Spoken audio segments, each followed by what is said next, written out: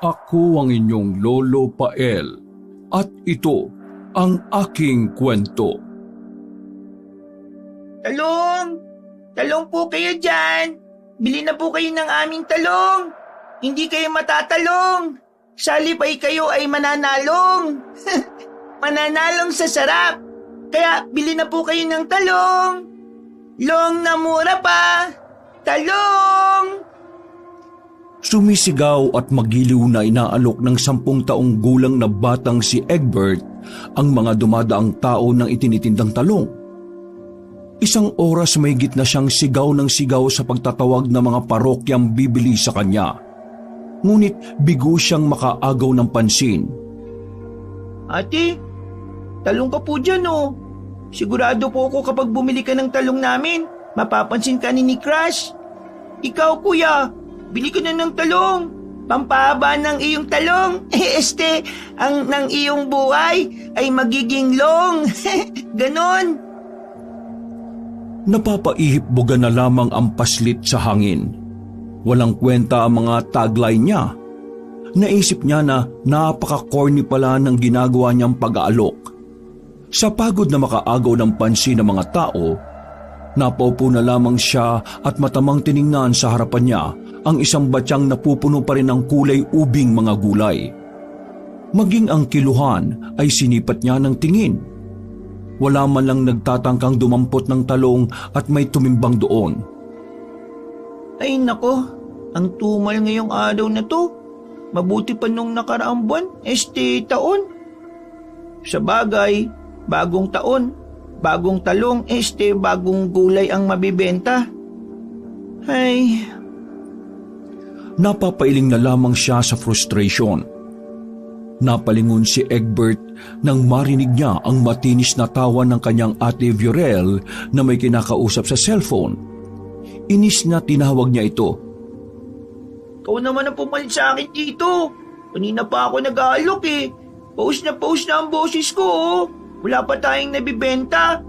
Ikaw talaga dyan, napakarot mo. Tumigil sa pagbungis-ngis ang dalaga. Napalitan niyo ng pagkayamot sa muka na tiningnan siya ng masama. Ikaw Egbert ha, tumigil ka dyan, may kinakausap ako dito. Ay sus, nakikipaglandian ka lang naman kay Kuya Mav eh. Wala kang pake. Pinirapan siya ng nakatatandang kapatid. Kung kanina mo pa sana ako tinutulungan di sana may buena mano na tayo ngayon.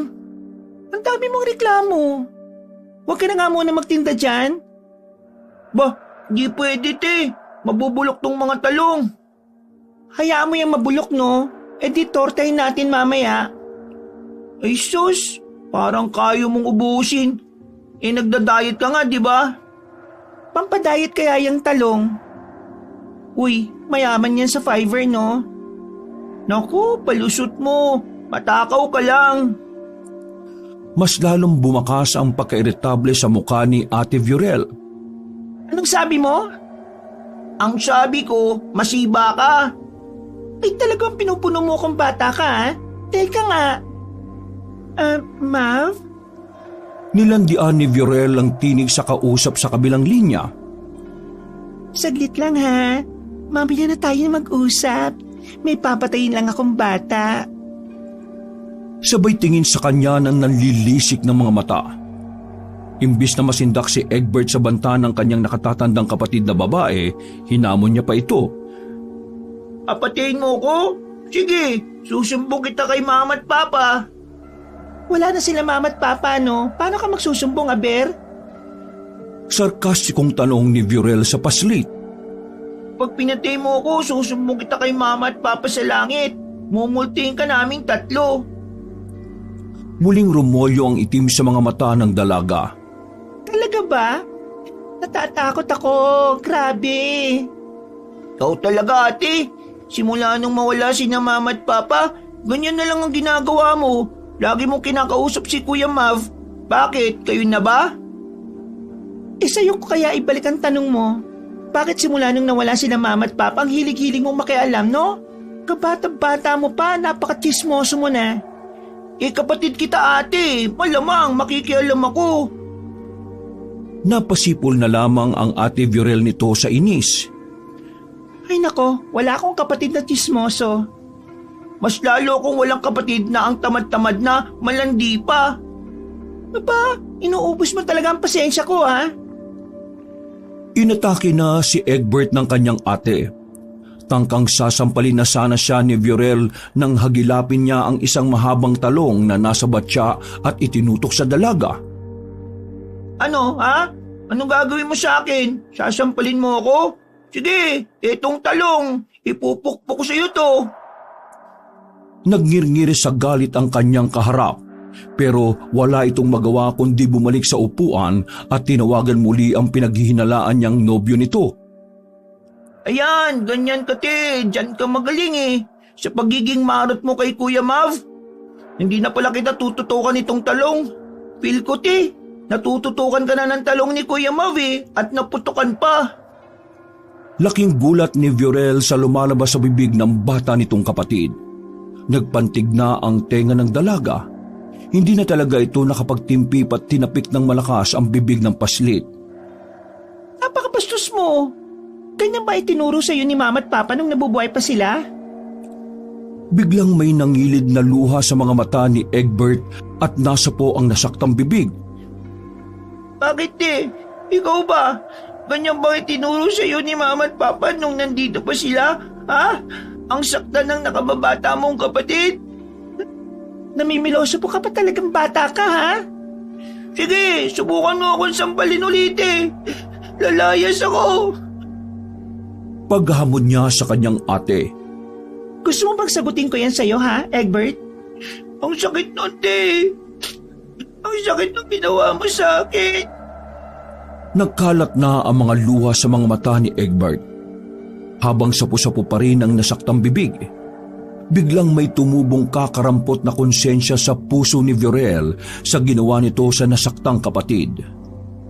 Ikaw naman kasi, kung ano-ano sinasabi mo, nasampal tuloy kita. Wala, te. Mapanakit ka talaga. Buti pa nung nabubuhay sina Mama at Papa eh. Di mo ako pinagbubuhatan ng kamay. Ganyan ka na pala simula nung mamatay sila eh. Lumabas ang tunay na kulay mo bilang ate. Nagtatampong saad niya sa dalaga. Hindi naman kita sasaktan kung ginagalang mo lang rin ako bilang ate mo eh. Nire-respeto at ginagalang naman kita, ate. Pero napakatamad mo kasi. Akala ko ba kapag tayong dalawa na lang ang matitira, magtutulungan tayo dito sa paglalako ng mga talong. Magtutulungan tayong magkapatid. Pero mas inuuna mo pang makipaggarutan sa ibang lalaki kaysa sa akin na bunso mong kapatid ang alagaan mo tulungan. Wala na ba akong karapatan pagsabihan ka? Porque bata lang ako at ikaw ang matanda, ha? May tama rin naman ako, di ba? Tama rin ako sa mga sinasabi ko kahit bata pa ako. Unti-unting napagtanto ni Ate Viorel ang lahat ng mga sinabi ng nakababata nitong kapatid na si Egbert. May tama siya pero may mali rin naman ito. At dahil doon, humingi na ito ng dispensa sa kanya. Egbert, sige na, sorry na. Tawarin mo na si ate. May himig ng pagsusumamo ng Ate Viorel sa kanya. Hindi ko na ito ulitin. Uy, sandali. Saan ka pupunta? Bakit mo dinala yung mga talong? Hoy, Egbert! Pinalis na ng paslit ang mga luhang nagkalat sa kanyang mga mata. Humihikbi pa rin siya pero pinapakalma na niya ang sarili habang bitbit ang batya na naglalaman ng punong-punong mga talong. Tumayo na siya at lalabas na ng bahay. Hindi ate, diyan ka na lang. Makipag-arutan ka na lang dyan kay Kuya Marv. Ako na lang ang mag-isa magbibenta nito hanggang sa makaubos. Unahin mo na yan, total kumikita ka naman dyan sa pakikipag-arutan mo sa lalaking yan eh. Hoy, Egbert, sandali. Sasama ako. Hindi na. Sa tamad mong yan. Mo ko, ano ba? Nang maramdamang papanaog na si Viorel at tangkang susundan siya, Mabilis namang tumakbo si Egbert sa katirikan ng araw. Lumusot siya sa makitid na eksena. Paglusot doon, ay nakahinga siya ng maluwag na hindi na siya nahabol ng nakatatandang kapatid. Maigi na lang at hindi niya na ako nasundan pa. Grabe si ate. First time niya akong pagbuhatan ng kamay. Pero, sandali, paano yung bakuran namin sa likod ng bahay? Walang magbabantay ng mga pananim na talong ko dun ah. Ay naku, pag uwi ko na nga lang, saka ako yung titingnan. Sana naman hindi yun pestehin. Nakakaisang buwan na yung iba eh. Sa kalagitnaan ng malalim na pag-aalala ni Egbert, nagpalinga-linga siya sa paligid nang hindi niya masyadong naaaninag ang kanyang dinaraanan. Dagdag pa na hindi rin pamilyar ang kanyang nalusutan. Dali lang. Parang bago sa paningin ko to ah. Namamalikmata ba ako? Mahamog kasi ang buong paligid. Purong puti lamang ang kanyang nakikita. Dahil sa kaba na baka maligaw, bumalik siya sa iskinitang nilusutan. Laking luwag niya nang matunto ng makitid na lugar na kanyang pinaglusutan. Si ate naman kasi, kamunti ka na tuloy akong maligaw ng dahil sa kanya. Pumalatak pa ang paslit na panay sisi sa ate. Sunod pa kasi siya ng sunod eh. Siguro, dito na lang ako sa amin mag-aalok ng mga talong ko. Kinabahan talaga ako dun ah. Ay, kabayo! Napapitlag si Egbert sa gulat at nabitiwan ng tangan niyang batya na naglalaman ng mga talong sa lupa. Nang biglang may humawak sa kanyang balikat. Nagsikalat ang mga talong na kaagad naman niyang pinulot.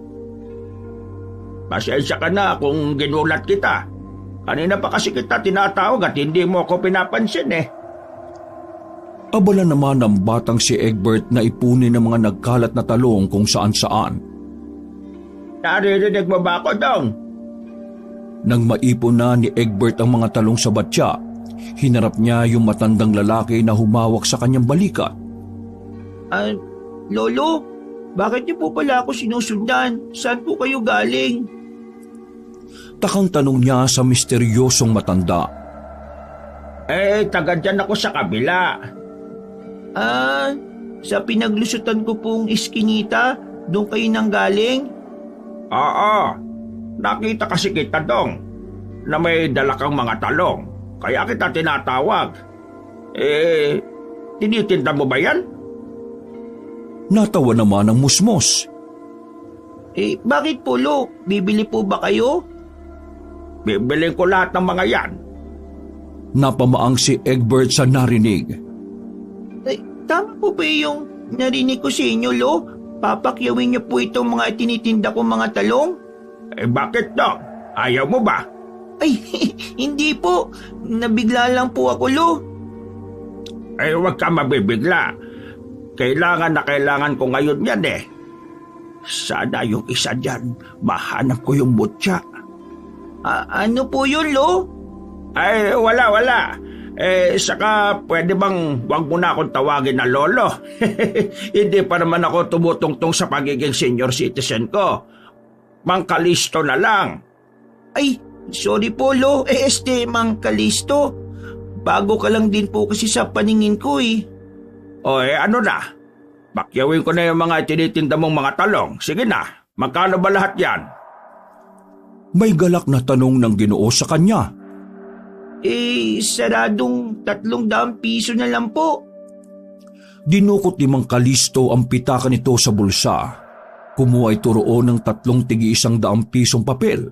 Saka inabot sa kanya. Dong, eto.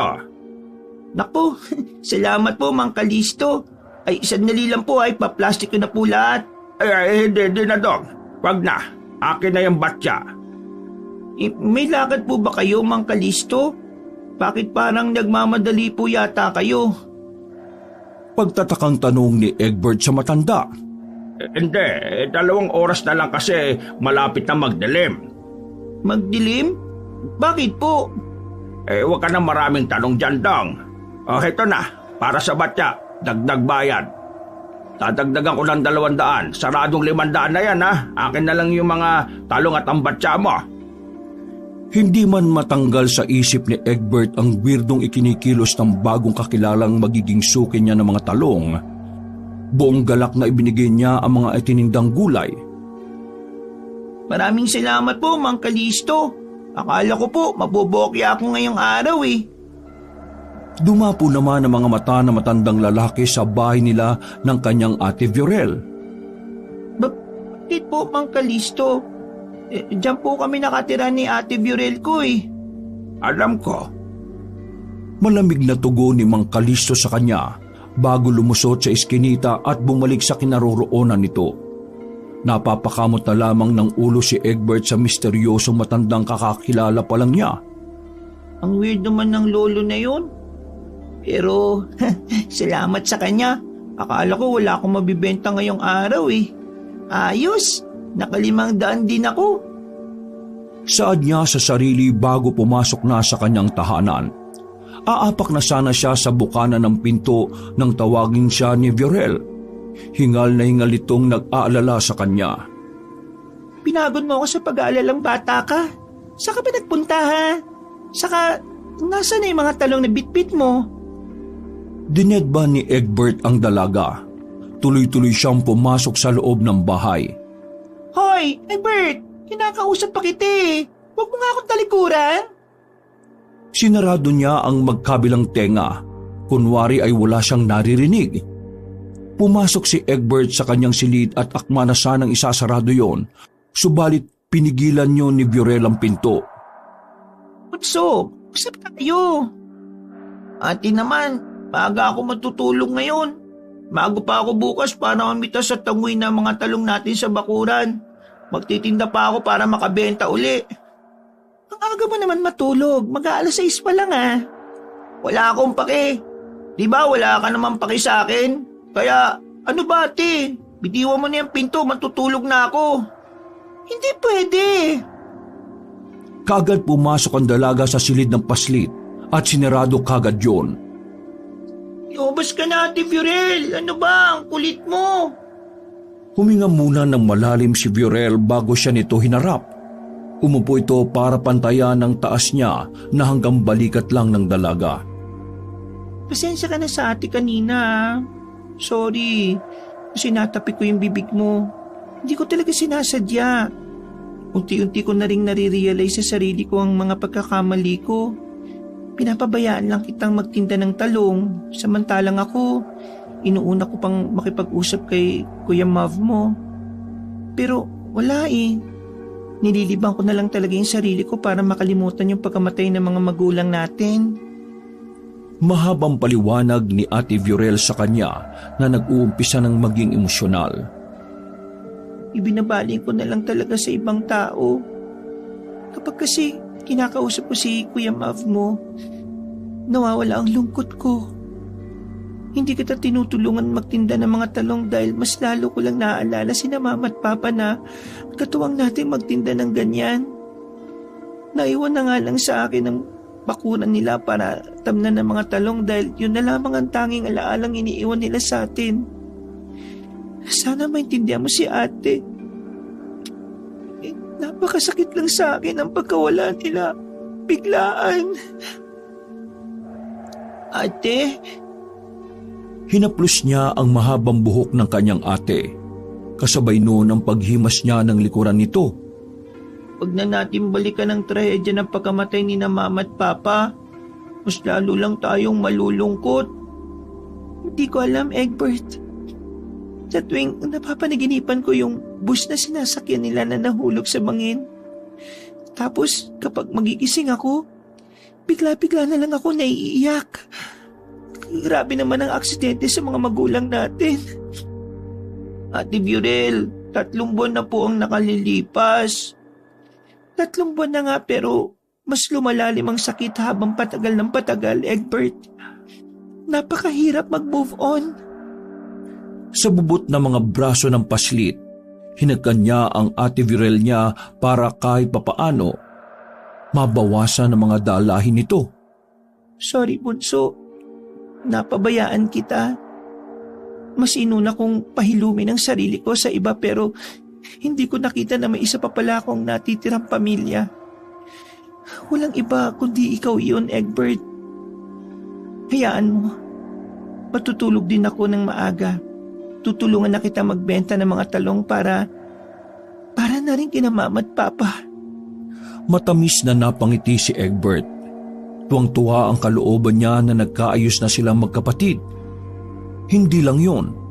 Bumalik na rin ito sa dating Viorel na kilala niya. Pagpatak ng 6:00 ng gabi, natulog sila kaagad. Tinabihan siya ng nakatatandang kapatid sa pagtulog. Dahil bukas ng umaga, marami-rami silang pipitasing mga talong na namunga sa bakura ng mga pumanaw na magulang. Hindi pa man nagbubunga ng liwanag ang kalangitan, bumangon na ang magkapatid. Tinungo na ng dalawa ang likuran ng bakuran kung saan nakatanim ang mga talong. Binuksan ni Egbert ang bumbilya sa labas ng bakuran nang sa ganoon, malinaw nitong makita ang kanilang mga pipitasin. Namangha pa ang magkapatid ng marami-raming mga namungang mga talong sa kanilang pinatabang lupa. Mukhang napakabilis namang mamunga ng mga talong natin, Ate Viorel, oh. Nakakapagtaka naman, Egbert. Kada 2 araw, may mga bagong talong ang namumunga kahit hindi tayo naglalagay ng mga binhi sa patabang lupa. Bakit kaya? Pumakla ang itsura ni Egbert sa pahayag ng kanyang ate. Ate naman, hindi ka naman talaga nagtatanim ng mga binhi sa lupa eh. Ako lang ang nagtatanim nun eh. Bunso, pagtatalunan pa ba natin ito? Hindi ba nag-usap na tayo?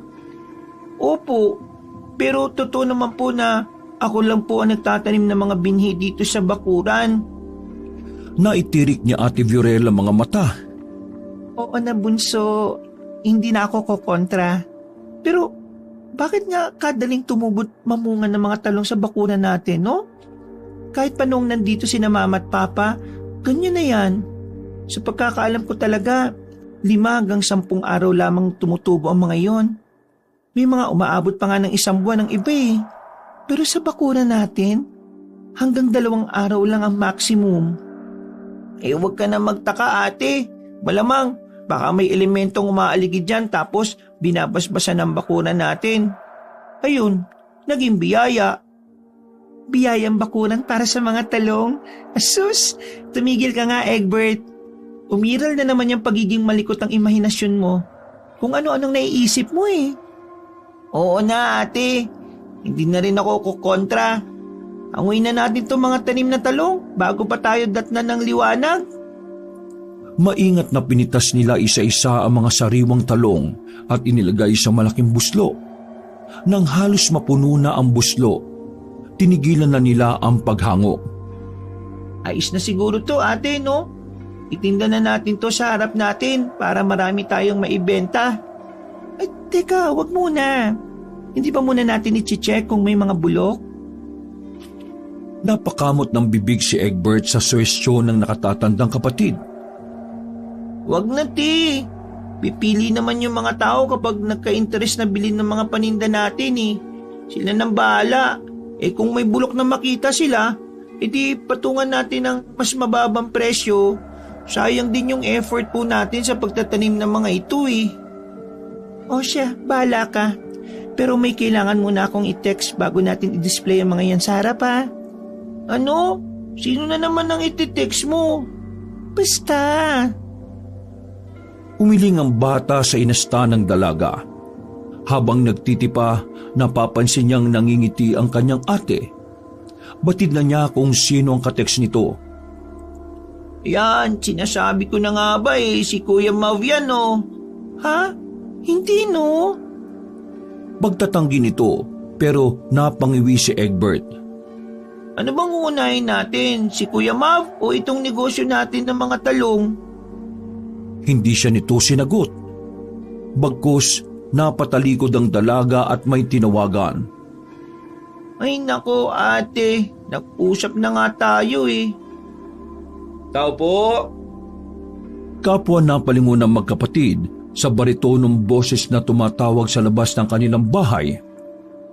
Speaking of talong, OMG, Nandiyan na yung pinakamamahal kong talong.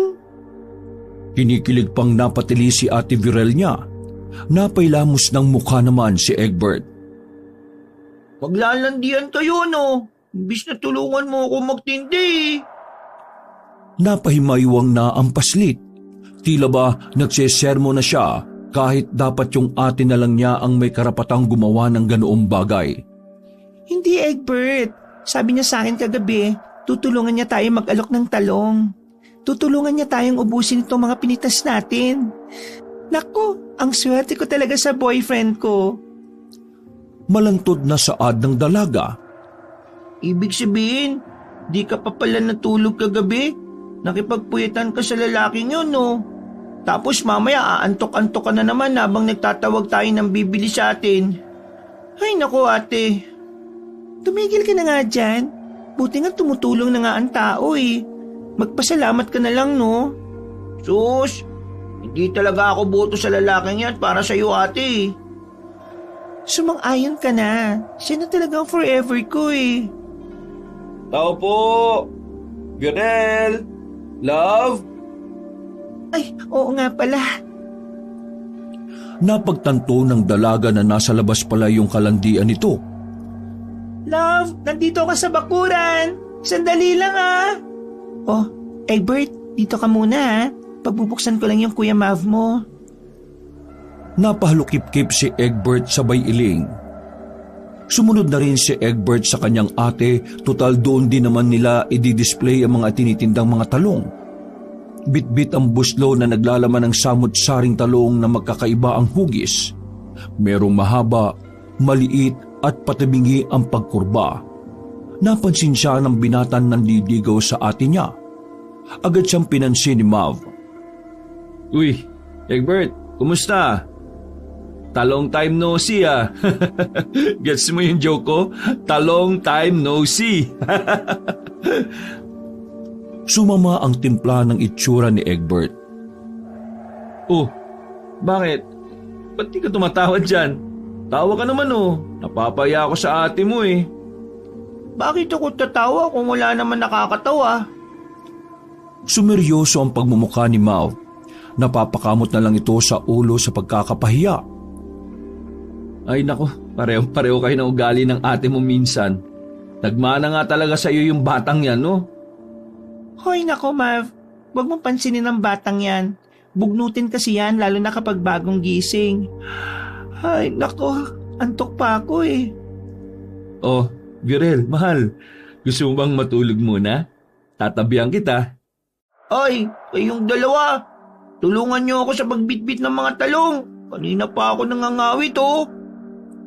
Pambabasag ni Egbert sa namumuong paghaharuta ng dalawa. Ikaw ate ha. Kayo na nga ata talaga eh. Hindi no. Boyfriend na niya ako. Sinipat niya ng naiinsultong tingin ng kanyang ate Virel. Sus, dinay-dinay ka pa dyan. Magpapaliwanag pa sana ang dalaga pero inunahan na niya ito. Huwag ka nang tumutol. Nadulas ka na kahapon. Boyfriend mo na pala ah. Natameme na si Virel. Naging kulay kamatis naman na magkabilang pisngi ng binata. Pinilig ka namang lalaki ka. Sige na. Sabi mo tutulungan mo kami ni ate. O yan, buhatin mo yung buslo. Dali mo dun sa labas. Inabot ni Egbert ang buslo rito. Hindi may pinta ang mukha ni Mav ng buhatin yon. Ang bigat pala nito. Tigilan mo ako sa kaatihan mo, kuya. Palalaki mong tao. Ate, nagustuhan mo talaga itong si Kuya Mav? Napaka-weak. Date ko pa ako, kayang-kaya kong buhatin yan eh. Dahil sa sinabi ng paslit sa binata, wala nitong nagawa kundi buhatin ang buslo na naglalaman ng punong-puno ng mga talong. Yan, tama yan. Gawin mo lahat para kay ate. Napakainin mong kumilos. Ako? Mainhin? Never! Binitbit pa ni Mav ang dalawa pang buslo na naglalaman ng talong na naiwan sa likod ng bakuran nila. Pagkatapos ay inilatag na nila yon sa mahabang lamesa sa labas. Inumpisahan na nilang magtawag ng mga bibili sa kanila. Talong! Talong po kayo dyan. Bili na kayo ng masustansya at masarap naming talong. Mga ate, kuya, talong po. Pwede sa matanda, pwede pa sa bata. Pwede sa tomboy at bakla. Pwede sa payat at mataba. Maiksi at mahaba. Kaya ano pang hinihintay nyo? Bili na. Talong is life! Bili na kayo! 20-20, 30 at iba pa! Sabay na napatingin ang magkapatid sa naging tagline na pagtatawag ng mga mamimili ni Mav. Sinamaan siya ng mga ito ng tingin. Oh, bakit? Tama naman ako, di ba? Kuya Mav, baka mas lalong walang pumansin sa mga talong natin. Ikaw talaga ginagawa mong kalokohan eh. Mahal, mayos ka. Napakamot muli sa likuran ng ulo si Mav. Hindi naman kasi ako nagtitinda talaga ng talong eh. Para kay ate, gawin mo. Kung talagang mahal mo siya, gagawin mo ang lahat, di ba? Para na rin makuha mo yung loob ko. Napaihip buga sa hangin si Kuya Mav. Inayos na nga nito ang sarili at muling umariba sa pagtatawag ng mga bibili sa kanilang talong. Dahil sa seryosong pangaakit sa mga dumadaang kababaihan, napabili ang mga ito ng talong. Akala pa naman ni Egbert dahil sa pagpapakitang gilas ng lalaki sa pag-aalok, masahanga ang ate nito kay Mav. Mas lalo lang palang lumala ang sitwasyon. Yan, maba yan. Bilin mo na, aray! Palihim na kinurot ni Virel ang tagiliran ni Mav. Mahal, ano? Bakit mo naman ginawa sa akin yun? Ang lanti-lanti mo. Bahala ka na nga dyan. Sa labis na paninibugho ng dalaga at pagsiselos, nag-walkout ito at pumasok sa loob ng bahay. Sinubukan namang magpaliwanag ni Mav. Ginagawa naman din kasi yon ni Mav para makabenta. Uy, mahal, Virel, sorry na! Sumunod na rin ito sa loob ng bahay para kausapin ang silosang nobya. Egbert, maiwan muna kita dyan ha. Kakausapin ko lang ang ate mo. Wala kuya, paano itong mga... Hindi na siya pinatapos ng nobyo ng kanyang ate. Mabilis itong pumasok sa loob ng kanilang bahay. Napapakamot na lamang ng ulo si Egbert at in-entertain ng mga kababaihang pumipili ng mga talong niya. Maayos namang nakapagbenta si Egbert sa mga nabingwit ng Kuya Mav niya. Ayos din si Kuya Mav ah. Gamitin ko rin kaya yung karisma niya para bumili sa akin ng mga chicks. Indatan ko rin sila. Habang inaayos ni Egbert ang mga talong sa mahabang lamesa, may malaking anino ang nagpaangat sa kanyang ulo. Agad namang nakilala ng bata kung sino yon. Ito ang matandang lalaking pumakyaw ng mga talong sa kanya kahapon. Mang Calixto! Bibili ulit ako ng mga talong mo, Dong. Hindi naman makapaniwala si Egbert na muling bibili ang ginoong yon sa kanya. Magiging pangmatagalang suki niya na yata si Mang Calixto. Ayos po yan, Mang Calixto. Ano po? Papakyawin niyo po ba ulit yung mga talong ko? Tumangutango ang ginoo. Basta, wala kang ititira sa mga talong na yan, ha? Magkano pa? 200 pesos na lang po, Manong. Ay, sige. I-plastic mo na lahat yan. Nagtatakang tinanong niya na naman muli ang matandang lalaki habang isinisilid sa plastic bag ang mga talong. Matanong ko lang po, Mang Calixto. Kahapon po pinakyaw niyo po yung talong ko. Tapos ngayon, papakyawin niyo po ulit. Ano po bang ginagawa niyo na? Kinakain ko, malamang. Tumahimik bigla si Egbert sa pagsagot ng malakas na matanda. Ngarag na ang tinig nito sa hindi niya malamang dahilan. Dagdag pa na gumapang ang kilabot sa kanyang buong katawan sa paggalit na boses na yon ni Mang Calixto. Nagtatanong lang naman po ako eh. Huwag ka na magtanong. Basta ibalot mo na yan. Bilis! Kating-kati na talaga ang matanda na yon na ubusin nito ang kanyang mga itinitinda. Nang may plastic na niya lahat at inabot kay Mang Calixto, sinuri pa yun ng ginoo. Ibinato sa kanya isa-isa ang mga patapong talong. Inuuod na, nabubulok. Ay, Mang Calixto, aray! Huwag mo naman po ako batuin ng ganyan, aray! Dapat hindi mo na sa akin ibinibigay ang mga bulok eh. Kailangan ko lang ngayon ng puro sariwa. Tanga! Huwag niyo naman po akong pagsalitaan ng ganyan, Mang Kalisto. Ay bakit hindi? Tindero ka eh. Dapat hindi mo na sinasama ang mga bulok sa paninda mo. Palabong nandito yung mutya na hinahanap ko eh. Kaya dapat, ito mga sariwa lang ang binibigay mo sa akin, ha? Patuloy pa ring marahas na inaalis ni Mang Kalisto ang mga nabubulok na talong. Wala naman siyang magawa kundi pulutin ang mga yon. Humingi na lang si Egbert ng dispensa sa matanda nang paalis na ito. Pasensya na po, Mang Kalisto hindi na po mauulit. Sana bumalik kayo uli. Fresh na eggplant na po ang ihalo ko sa susunod. Halos mangiyak-ngiyak si Egbert sa ginawang yun sa kanya ni Mang Kalisto. Isa-isang pinulot ng paslit ang mga tinapon na talong. Nahahabag siya sa sarili pero sa kabilang banda, nagpapasalamat pa rin siya sa matanda dahil nakabenta sila. Grabe naman si Mang Kalisto. Sayang din naman tong mga bulok ng mga talong magagamit pa ang mga to Tanggalin lang talaga yung bulok, pwedeng-pwede na itong mapakinabangan. Saka, ano ba yung mutya na sinasabi niyang yun? Napaka-weird talaga ng tsuki ko na yun. Sa kahuli-hulihang talong na nilalangon at nabubulok ang dinampot niya at inilagay sa buslo, may napansin si Egbert na parabang nagliliwanag sa parting nangingitim. Nagsalubong ang kilay ng paslit. Amoy na pinutakdi talaga yon ng peste pero may kakaiba talaga sa huling talong na pinulot niya na isa sa binato sa kanya ni Mang Kalisto. Ha? Ano ba to? Biniyak ni Egbert ang isang nabubulok na talong. Napamulagat siya na sa itim na parte ng bulok na talong may maliit na batong hugis talong din. Kulay ubi rin ang batong yon na hugis pakubra na may kaunting berde. Lumiwanag yon sa kanyang paningin. Manghang-mangha siya sa taglay na kariktan nun. Anong uri ba ito ng batong ito? Buto ba ito ng talong? Kinagat pa ni Egbert yon pero nakumpirma niyang bato nga yun. Maigpit niya yung hinawakan sa palad. May kakaibang naramdaman siya sa kanyang buong katawan. Bigla lang ay nawala ang kaninang antok niya at parabang nadagdagan ng enerhiya.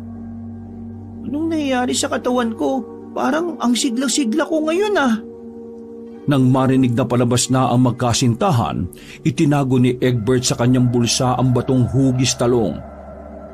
Magkahawak ang kamay ng magkarelasyon na sinalubong siya. Tsak siyang nagbati na ang dalawa. Oh, Egbert, wala na yung talong? Sumenyas ang paslit. Wala na puti. Tospok na. Ayos Siguro yung mga babaeng kinindatan ko kanina nag-ubos no? Ouch! Joke lang naman, mahal. Malakas na tinapik kasi si Mau sa braso ni Viorel.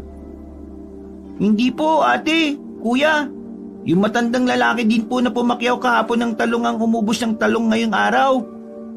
Wow, that's good. Napakagalante naman ng suki mo na yon, Egbert. Sino kaya yon? Nagkibit balikat ang paslit. Hindi ko alam, ate. Kaso, napakaras lang po niya kasi yung mga bulok pong talong, binato niya sa akin. Ay, grabe naman pala yung matandang yon. Walang konsiderasyon. Hayaan mo na po, ate. At least, nabayaran naman po niya. Pinakyaw niya lahat. Kung sa bagay. Teka nga saglit, Mav. Mahal, nahihilo ako. Inalalayan ng binata ang nobya nitong si Viorel. Bakit po, ate? Ano pong nangyayari sa iyo? Masusuka ako. Pahingi ng plastic. Plastic, bilis. Aligagang kumuha si Egbert ng plastic bag na ginagamit niya sa pagsilid sa mga mabibiling talong at agad na inabot kay Ate Viorel niya. Sumuka ito ng malapot na kulay puting likido. Parehong hinihimas naman ni na Egbert at Mav ang likuran ng dalaga upang mahimasmasan. Sa lagay na yun ni Viorel, malakas ang kutob ni Mav na nagdadalang tao ang nobya nito. Upang makumpirma nga ang kutob ng binata, pina-check up nila ito malapit sa isang klinika. Tama nga ang kutob nito. Buntis ang ate ni Egbert na si Viorel. 3 buwan na mula nang may mangyari sa magkasintahan. Buntis ka po, ate? Gulat na tanong ni Egbert sa nakatatanda niyang kapatid pag-uwi ng dalawa galing sa check-up at paglalaboratory sa pinakamalapit na klinika. Imbis na si Viorel ang sumagot sa paslit, ang nakabuntis na lalaking si Mavang tumugon sa kanya. Oo, buntis ang ate mo. Magiging tito ka na. Hindi po ako natutuwa, Kuya Mav. Bumakas ang pagkaseryoso sa kanyang mukha na ipinagsalikop ang mga braso. Bakit naman, Egbert? Ang bata-bata ako, Pi, tapos magiging tito na agad ako. Ano yun? Titong bata? Ayaw mo ba nun? May makakalaro ka na oras na mailuwal ng ate mo yung anak naming dalawa. Makakalaro mo na ang pamangkin mo. Di ka kasi nag-iingat eh. Masyado kayong mapuso, Kuya Mav. Aba, kailan ka pa natutong sumagot sa nakatatanda sa'yo? May tumubong ini sa ulo ng binata. Panagutan mo ang ate ko, ha? Pananagutan ko talaga yan. Asawa ko yan eh. Jowa pa lang, no? Binuntis mo na? Hindi kayo naghintay na may kasal? Mahal ko naman ang ate mo eh. Ano na bang may pagmamalaki mo, ha? Bakit? Ikaw ba? May pagmamalaki ka na ba? Yang lit-lit mo? Matamang nagsukatan ng tingin si Egbert at ang Kuya Mav nito. Para bang may namagitan na kuryente sa dalawang nagbabangayan. Pinutol naman agad yon ni Viorel bago pa maggirian ng bunso nito at ang nobyo. Magsitigil na nga kayong dalawa. Napapagod na ako. Nalalabo pa ang paningin ko. Ikaw, Mav, may tama ang kapatid ko eh. Kahit may tama na talaga na yan. Ha? Bakit naman, mahal? Ako pa yung mali? Oo, kasi bata pa yan, pinapatulan mo. Mabuti pa, ihatid mo na lang ako sa kwarto ko.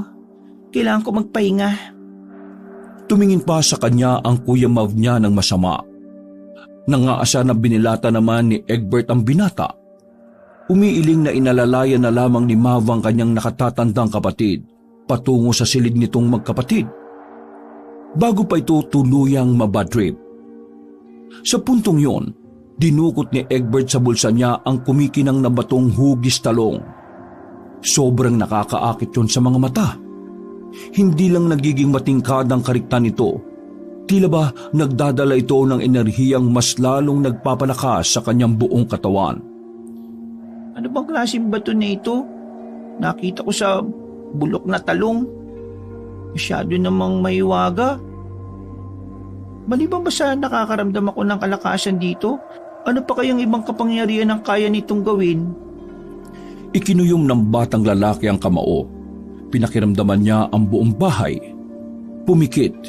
Bigla siyang dumilat nang maramdaman niya sa buong katawan ang negatibong presensya na kung anumang nilalang. Ha? Sa bakuran? Bulalas ni Egbert sa sarili. Tinuntun niya ang likod ng bahay na bakuran. Sumilip siya ng bahagya sa bintana. Napansin niya sa may bakod na parang may tumitik-tik na matanda. Sino yan? Naitutup niya ang bibig ng makilala na si Mang Kalisto yon. Para bang puntirya ng Ginoo ang mga pananim na mga talong. Ano ba talagang pakay ni Mang Kalisto nito sa mga talong ko? Bakit pa ganyan siya makatingin sa mga pananim ko? Nadoble ang laki ng mga mata ni Egbert nang makaramdam siya ng pagkapaso sa kanyang palad. Ibinukan niya ang kamay. Nagliliwanag ang maliit na batong yon na kahugis ng talong. Ilang sandali pa, para bang may mga matitinis na boses siyang naririnig. Samot-saring mga tinig ang umaalingaw-ngaw sa puno ng kanyang tenga. Tinakpan niya tuloy ang magkabilang tenga ng mariin. Ano ba yung mga boses na yun? Ang sakit-sakit naman sa pandinig. Aray, ano ba? Tinapunan niya ng tingin ng mga talong na naglilika ng di kaaya-ayang tinig. Ano? Nagsasalita ang mga talong? Imposible naman. Napansin niya pa yung batong tangan ay mas lalong lumiwanag. Hindi kaya isa sa kapangyarihan ng batong ito eh. Narinig ko nagsasalita yung mga gulay ko. Talaga ba? Pinakinggan niya ng maigi ang mga samot-saring talong na nagsasalita. Binigyan si Egbert ng babala na may balak si Mang Kalisto ng masama sa kanya. Hindi daw ito normal na tao, kung kaya mag-iingat siya. Ha? Bakit naman? Anong klaseng tao ba si Mang Kalisto para gawan niya ako ng masama, mga talong? Nakakausap niya ito sa isip, kaya madali siyang nakikipag-communicate sa mga ito na hindi naririnig ng ibang tao. Sabay-sabay na nagsambit ng aswang ang mga talong. Kampun daw ito ng dilim, at yung hawak niyang mutya na yon ang puntirya na matanda. Ano kanyo? Mga talong? Mutya? Ang tawag ba dito sa batong ito, mutya? Umuo ang mga malaubing gulay. Hindi pa rin siya makapaniwala sa natagpuan niyang mutya na yun. Ginagabayan din siya nito sa maaaring mangyari na kapahamakan kung sakali. Napakaswerte daw niya na siya ang nakabingwit ng mutya ng talong. Mapalad ang mga gulay na yon na hindi napunta sa masasamang loob ang kanilang gabay, kundi sa isang inosenteng bata na kagaya niya. Saglit lang. Hindi ko kayo maintindihan eh. Paano ko natagpuan ang mutya na ito sa nabubulok na talong? Ang alam lang ni Mang Kalisto, nasa sariwa ito eh, at hindi sa pinipeste. Paano? Sumagot ang iba, dahil kapalaran na daw ng mutya na hindi dapat mapasakamay ng hindi normal na nilalang ang ganong uri ng kapangyarihan. Marahil sa kanya talaga nakatadhana ang mga ito. Ganun ba? Anong gagawin ko? Hanggang kailan mapapasa akin tong mutya ng talong? Ayoko ng ganito eh. Ibabalik ko na lang ito sa inyo. Egbert, bakit nandiyan ka sa labas? Anong sinisilip-silip mo dyan? Hindi na naituloy ni Egbert ang pagtatanong sa isip sa mga nakakausap niyang talong. Napalingon siya nang datnan siya roon ng kanyang Kuya Mav. Kuya Mav, andyan po pala kayo? Napabalikwas pa siya ng lingon nang kaagad na umalis si Mang Kalisto sa may bakod. Hindi na niya ito muling nahagilap pa ng paningin. Hindi ka pa natutulog? Hindi po kasi ako makatulog, kuya eh. Isinilid niya muli sa bulsa ng kanyang salawal ang mahiwagang bato ng talong. Matulog ka na, magagabi na oh. Maaga pa po eh. Ay nako, sa ganyang edad mo, dapat natutulog ang mga bata. Sa isang 10 years old na bata, napakapandak mo. Dapat tulog ka ng tulog para tumangkad ka eh. Kuya Mav naman, huwag mo nga akong maliitin. Tatangkad din ako, no? Huwag ka po magalala. Wala po sa tulog-tulog yon. Kung sa bagay, kapag siguro tinuli ka na, saka doon ka lang tatangkad. Nahihiyang nangamati sa magkabilang pisngi ni Egbert. Si kuya, inaasar ako. Susumbong kita kay ate. Sige nga, kung talagang tuli ka na, patingin ng baby talong. Napabusangot na napakunot ng noo si Egbert. Tinatabig niya ang pasimpleng paghawak nito sa kanyang pututoy. Sige na, huwag ka nang maya, patingin. Ikaw naman, magiging bayaw mo naman ako eh. Ano ba kuya? Susumbong talaga kita kay ate. Ano ba? Huwag mong hawakan yung ano ko. Bilis na, ikaw naman eh, yaka pa eh. Lalaki naman tayo pareho eh. Ano ba? Parehong napasigaw ang dalawa nang may kumalabog sa itaas ng kanilang bubungan. Ha? Ano yun? Nahintatukot ang tanong ni Kuya Mav. Ko po alam kuya. Check mo kaya sa bubong. May uminit na kung ano na nasa kanyang bulsa. Lumiliwanag na naman yung mutya ng talong. Naririnig na naman niya ang mga boses na pananim na talong sa kanilang bakuran. Paulit-ulit nilang sinasabi na si Mang Kalisto. Nagpalit na daw ito ng anyo bilang alagad ng dilim. At ang punteriya nito ay hindi na ang mutya na kanyang tangan kundi ang ate niyang si Viorel na may laman ng sanggol sa tiyan nito. Biglang sinugod ng kaba si Egbert. Si ate Viorel! Nagtatakang bumaling sa kanya si Mav. O bakit? Bakit mo tinatawag ang pangalan ng ate mo? Kuya, si Mang Kalisto nasa itaas. Nasa itaas po siya sa bubong. Ha? Mang Kalisto? Sino naman yung Mang Kalisto na tinutukoy mo? Isa po siyang tik-tik, kuya. Kailangan po nating iligtas ang ate. Bilis! Aligagang tinungo ng dalawa ang silid ni Viorel. Nakandado pa pala yun, kung kaya't natatarantang dinukot pa ni Mav sa bulsa nito ang mga susi. Bakit mo kasi nilalak, kuya? Huwag ka muna maingay. Hindi ko mahanap yung tutugmang susi sa seradura na ito eh. Nang maipasok na niya yung susi, inikot nila ang knob ng pinto. Laking gulat nila nang madatnan ng papaling-paling ang ulo ni Viorel. Para bang nananaginip ito na masama. Ang mas kahindik-hindik pa sa nadatnan nila ay nang may mapansin silang mahabang dila sa itaas ng bubong. Tik-tik, kuya! Ayun na yung tik-tik! Ayun yung dila niya, oh! Ha? Anong gagawin ko? Ano pa ba? Kumuha ka ng kutsilyo sa may kusina! Kuya, bilis! Halos madapa pa si Kuya Mav na patakbong tumungo sa kusina. Hindi naman malaman ng paslit kung ano ang gagawin. Hanggang sa makarinig siya ng mga boses na may ingay na talong na nasa kanyang bakuran. Tinuturuan siya ng mga ito kung ano ang gagawin. Ha? Ano kanyo, mga talong? Gagamitin ko yung bato na mutya para maging espada? Ganun ba? Dahil sa tagal ng pagbabalik ni Egbert, sinunod niya ang mga sinabi ng talong sa kanyang isip. Nagpalinga-linga siya sa silid. May nahagilap siya ng mga talong na nasa ibabaw ng tukador na ibinebenta nila. Pagdampot niya, mariin siyang pumikit at nag-usal siya sa mutya na gawing espada yung talong. Sa kanyang hiling, nagliwanag yung talong na bitbit nito. Naging isa nga yung makapangyarihang sandata. Pakurba man gaya ng talong, pero ginamit niya yon para putulin ang dila ng tiktik na walang iba kundi si Mang Kalisto. Layuan mo ang ate ko! Umalingaw-ngaw ang huni ng aswang sa sobrang sakit. Pumailan lang ang tinig nito na waribang walang hanggang hapdi sa pagkakaputol ng dila nito. Hawak-hawak ang mahabang dila ng tiktik. Itinapon niya ang kumikibot-kibot na dila sa sahig tapos ay mariin niya itong tinapakan. Mamaya mo na, mana! Aangawin mo ang mutya!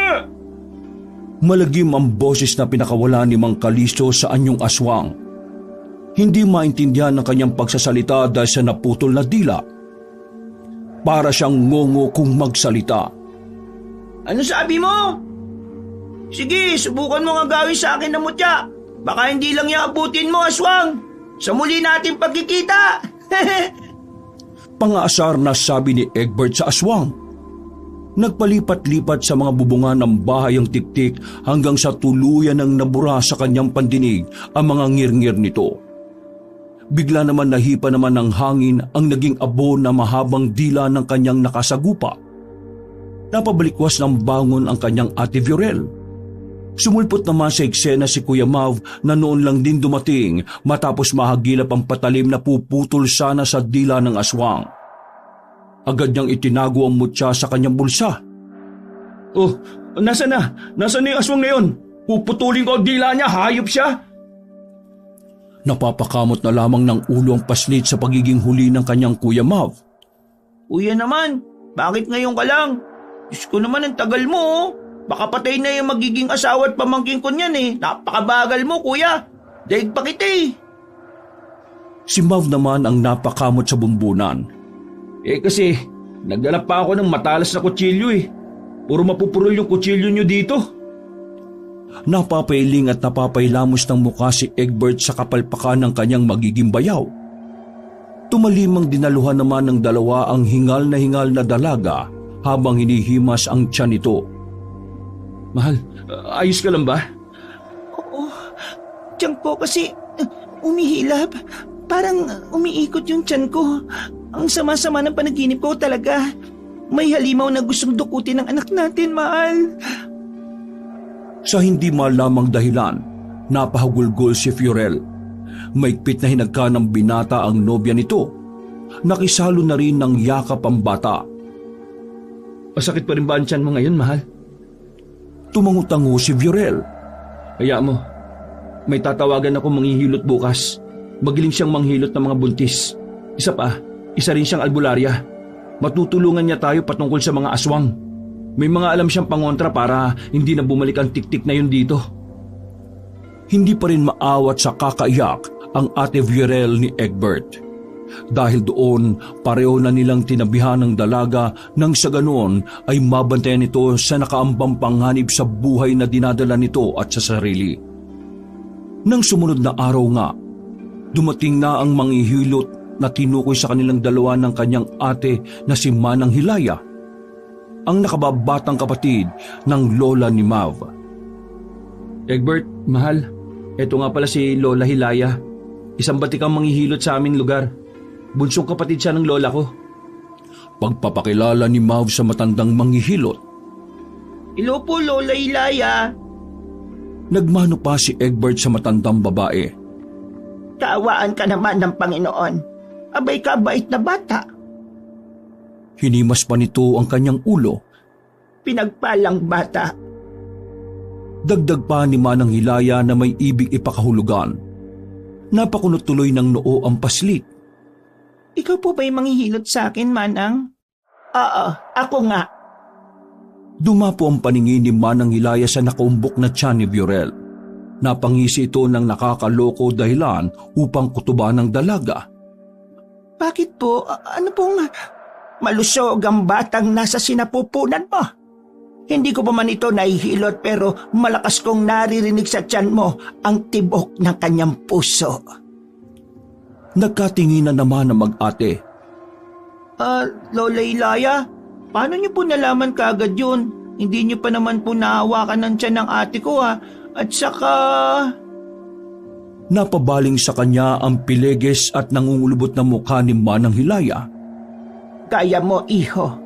May mutya din ako. Nanlaki ang mga mata ni Egbert sa narinig niya sa mahinang sinabi ng matanda. Paano niyo po nalaman na may mutya ako? Saka ano pong klase ng mutya na meron kayo, Lola?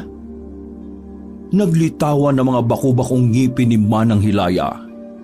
Hindi ko maaaring sabihin kung ano ang mutya na meron ako. Ganon ka rin. Huwag mong sabihin. Baka mawalan niya ng bisa. Sige ka. Paano niyo po nalaman? Nagkibit balikat ang manghihilot na matanda.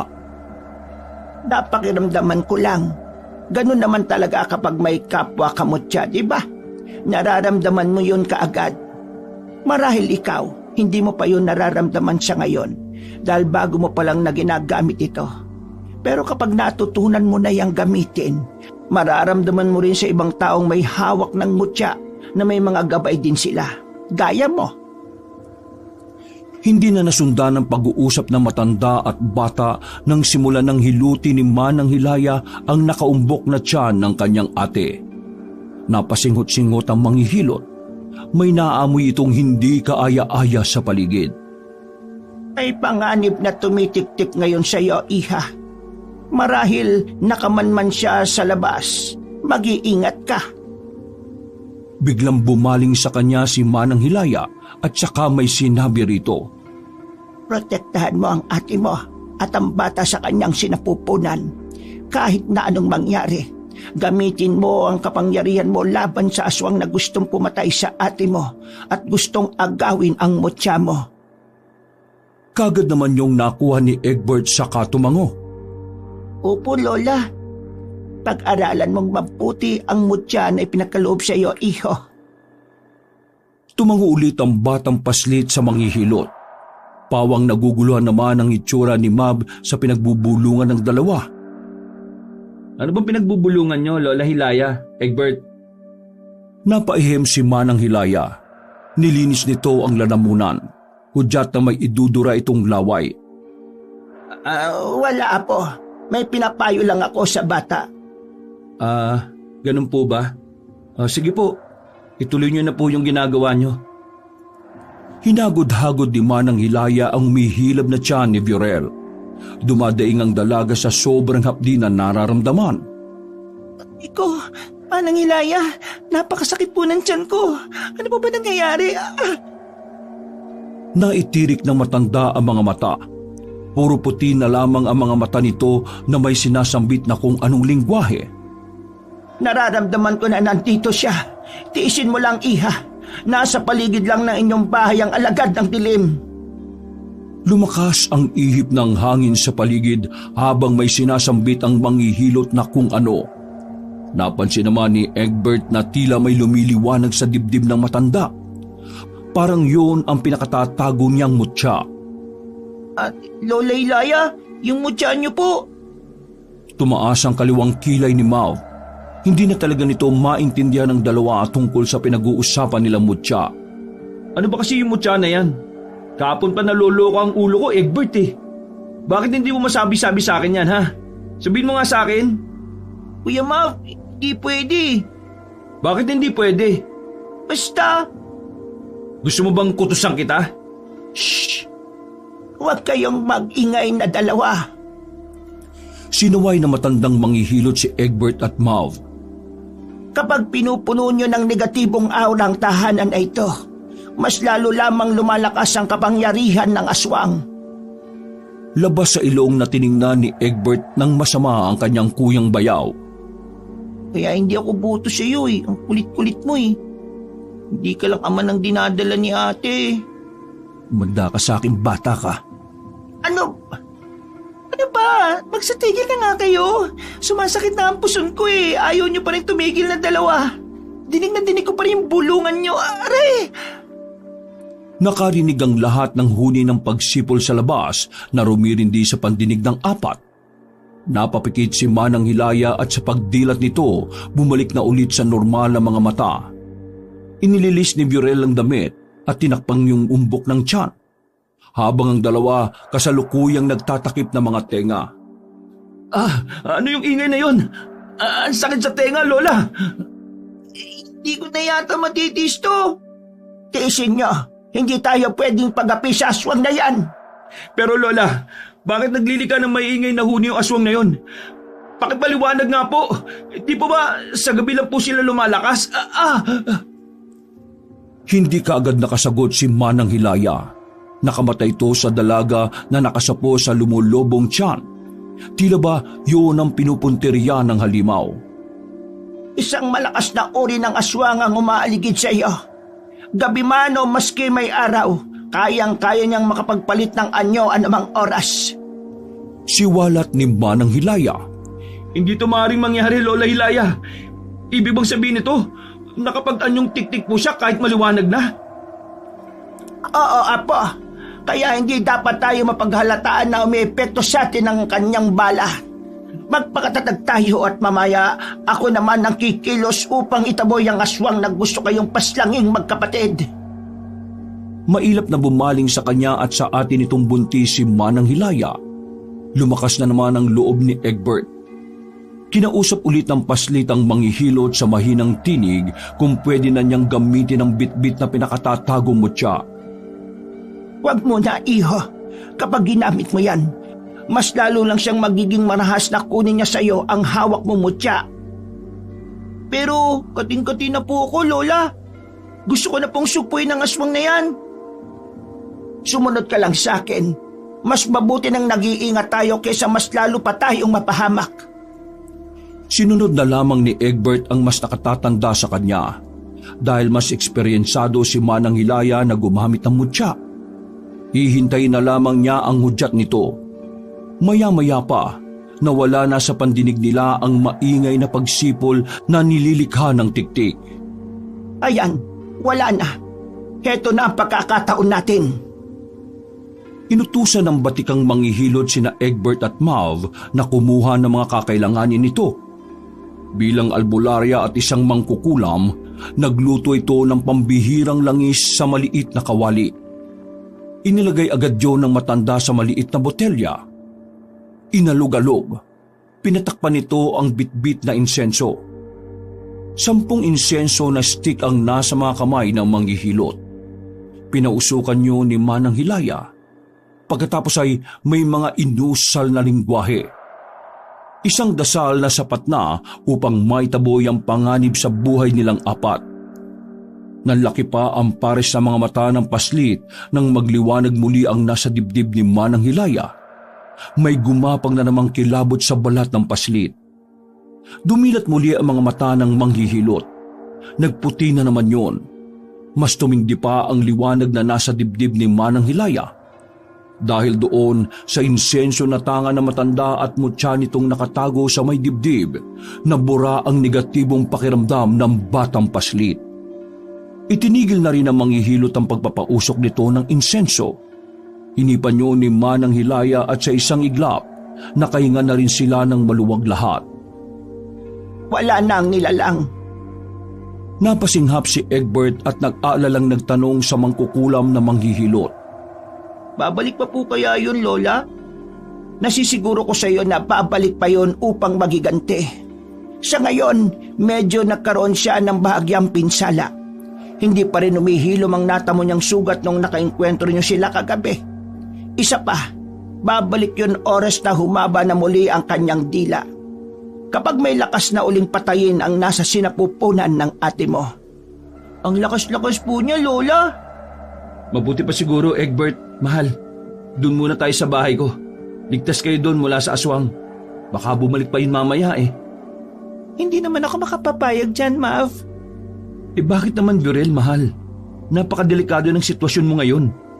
Kasi po, Kuya Mav, yung bakunan po namin ng mga pananim na talong, hindi po namin pwedeng iwan yun dito ng ganun-ganun na lang eh.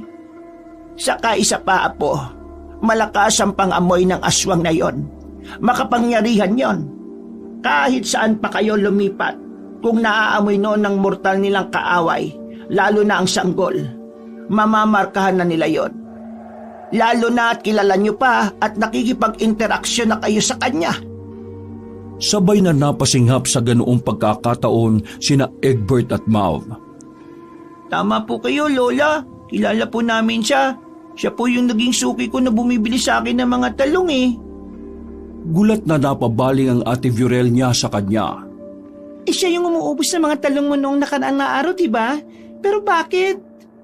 Hinigit ng batang paslit ang kanyang hininga at pinakawalan yun bago sagutin ng nakatatandang kapatid. Inisip na niya na dahil pinaghahanap nito ang mutya ng talong. May ideya si Mang Kalisto kung bakit ito inuubos ang kanyang mga panindang talong upang hanapin ang espesyal na mutya na yon. Paniguradong may kasabot ito upang sumalakay doon. Hindi ko alam, ate.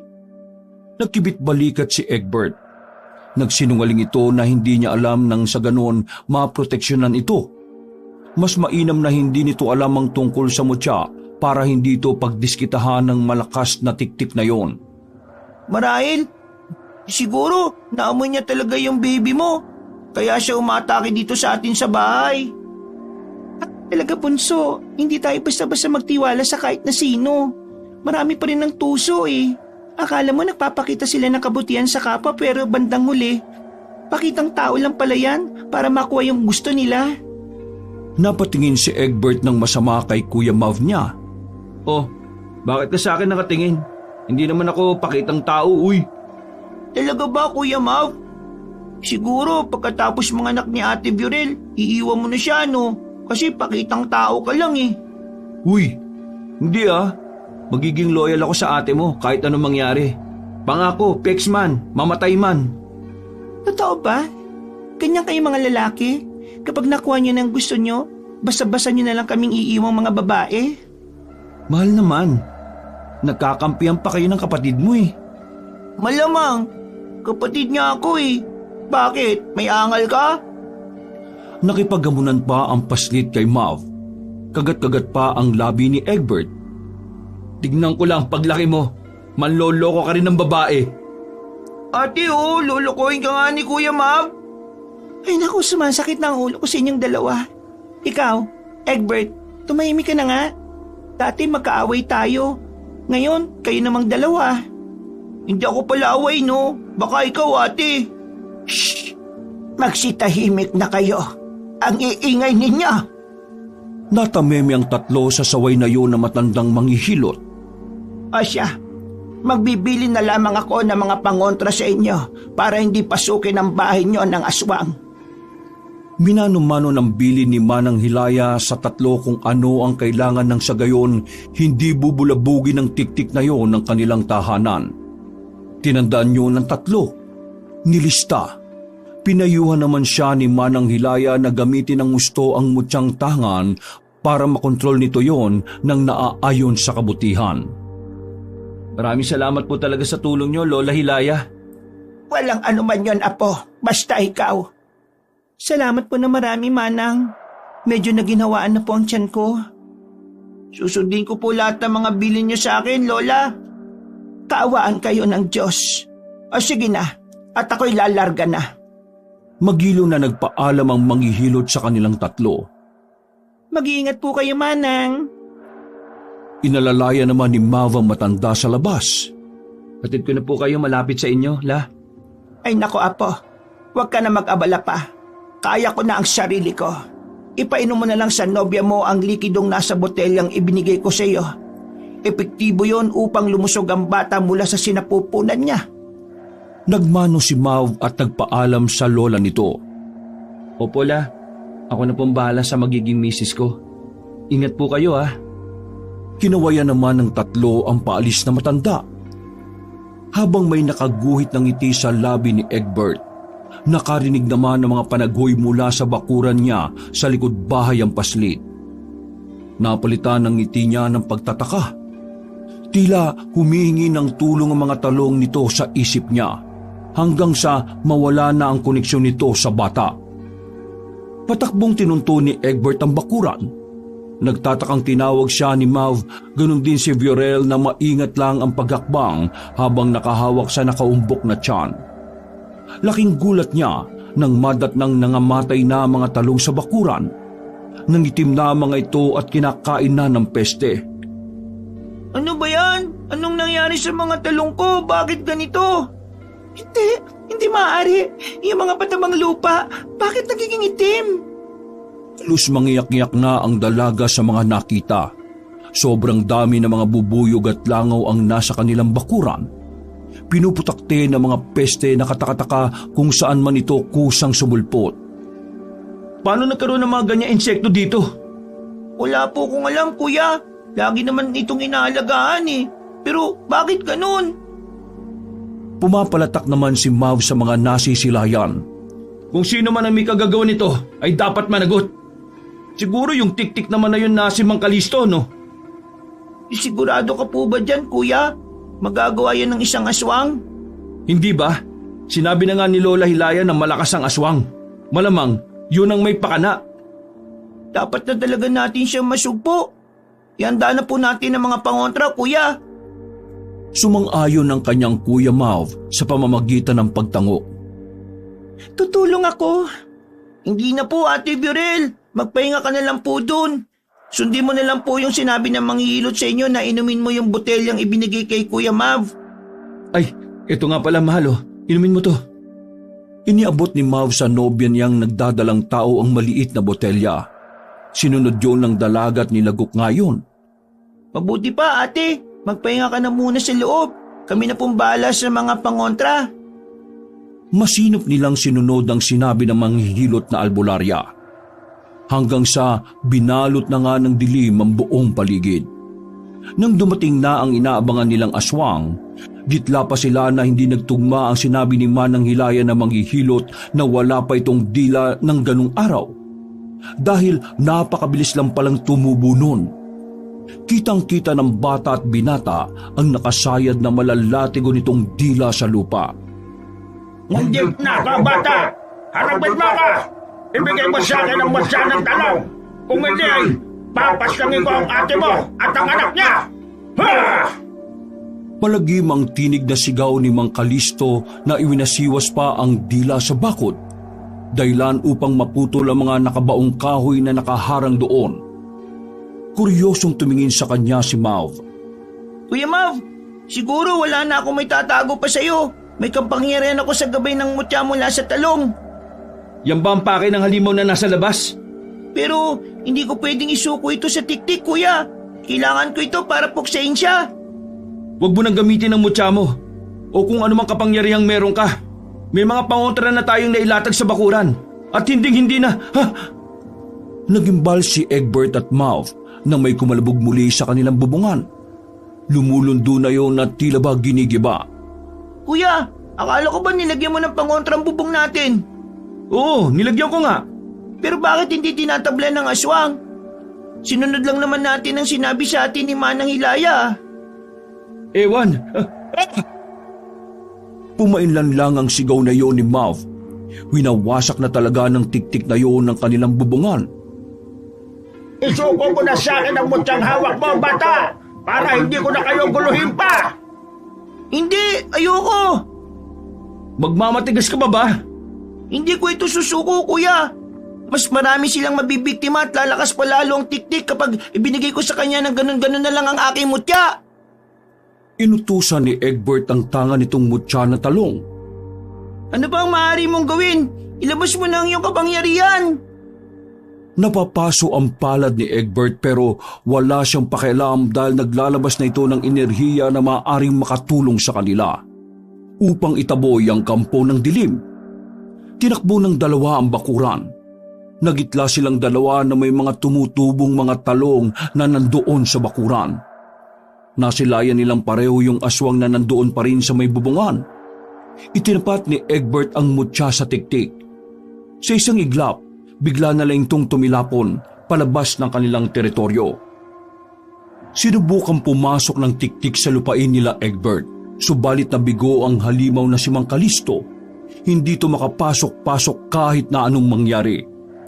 Anong ginawa mo, bata? Ha? Siguro, isa ang shield of protection sa lupain ang kapangyarihan ng mutya na ito. Aba, ibang klase yan ha. Nakaawang na lamang ang bibig ni Mav na hindi makapaniwala sa hatid na kapangyarihan na hawak-hawak ni Egbert. Papatay kita! Umagalpak ng tawa si Egbert. Hindi kami ang mamamatay ngayon, kundi ikaw, halimaw ka. May pinitas na isang talong si Egbert sa bakuran na yon. Itinaas yun ng paslit at ang mutya at malakas na sinambitang, Maging espada ka! sa kalaunan, ang talong na tanga ni Egbert ay nagliwanag. Nakasisilaw ang ipinamamalas na liwanag noon at saka humaba.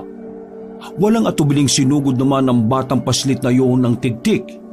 Gamit ang mahabang dila naman ni Mang Kalisto, iwinasiwas nito yon at saka ipinulupot sa leeg ni Egbert. Nasa kalsat na bitiwan ang espadang hawak. Egbert, bayaw! Hindi ka pwede matalo! Sigaw ni Mav na nasa loob pa rin ng bakuran na yon na napapaligiran ng shield ng mutya. Antayin mo na lang doon si ate! Hindi ka pwede mamatay! Napakabata mo ba? Pumasok ka na lang sa loob! Hinihila na siya palapit sa nakadidiring bunganga ng tiktik. Ilang dipa na lamang masasagpang na siya ni Mang Kalisto. Nakahanda na rin ang matatalas nitong kuko upang pugutan siya ng ulo. Nang wala na siyang lakas upang hatakin ang mahabang dila ng tiktik, nagpatakay na siya palapit sa bibig ng aswang. Tanggap na ng bata ang kanyang kapalaran. Mama, Papa, magkikita na rin po tayo. Ito na ang katapusan ko. Biglang nag-slow motion ang paligid nang marinig naman ang pagsigaw ng kanyang Kuya Mav. Hindi ka pwedeng mamatay! Bata akong bayaw! Ito ang espada mo! Saluin mo! Napadilat si Egbert. Sakto sa kanyang pwesto, nasalo niya ang espada ng talong. Walang habas na pinutol niyang muli sa pangalawang pagkakataon ang dila ng tiktik na si Mang Kalisto. Sumirit ang malagkit na kulay berdeng dugo sa kanyang muka. Umaray ang halimaw. Tumining sa pandinig ang huni nito.